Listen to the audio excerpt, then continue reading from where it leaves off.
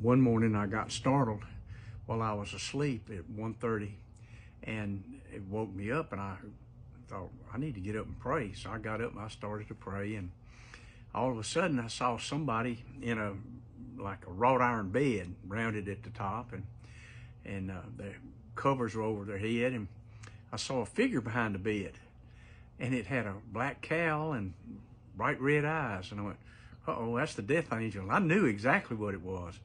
So I started praying, and that thing would go down. I was amazed that it did that, and I had stopped praying momentarily, and it started going back up. And I said, oh, we got a battle going on here. So I knew that I needed to pray until that thing was gone. And so as I was praying, again, something else happened. And I saw this neon light appear over the bed. And it started going, flashing, K-I-D-N-E-Y, kidney. And it did that several times. And I knew who it was that was in that bed was having a kidney attack, but I didn't know who it was. So I prayed until that death angel disappeared and those lights went out. And I went, okay, I got the battle. So my wife woke up about that time. She said, honey, what are you doing? I said, well, I'm having a battle over here. And she said, what do you think it was? I said, it could have been Grandma Martin. She has a bed kind of like that.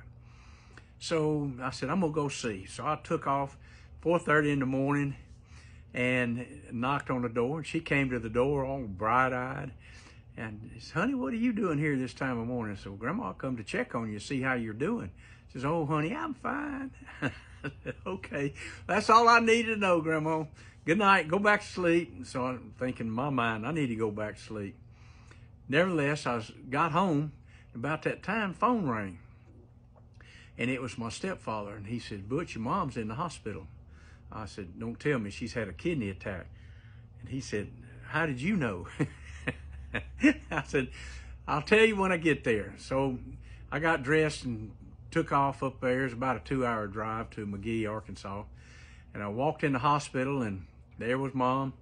And she said, honey, what are you doing here? I've heard that morning already.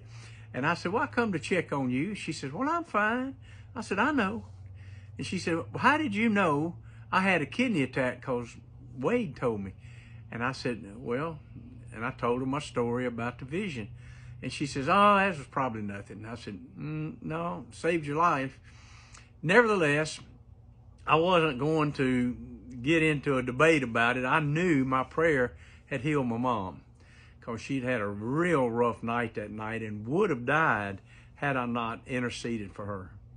So what I'm going to tell you is this, that if God wakes you up to get you to pray for somebody, pray for them, because their life may depend on it. Seriously. And if you'll learn how to pray and intercede for the saints of God according to the will of God, you're going to have whatever you say, just so you know. If you don't know how to pray, pray in tongues. So I've given you a real good life lesson right there.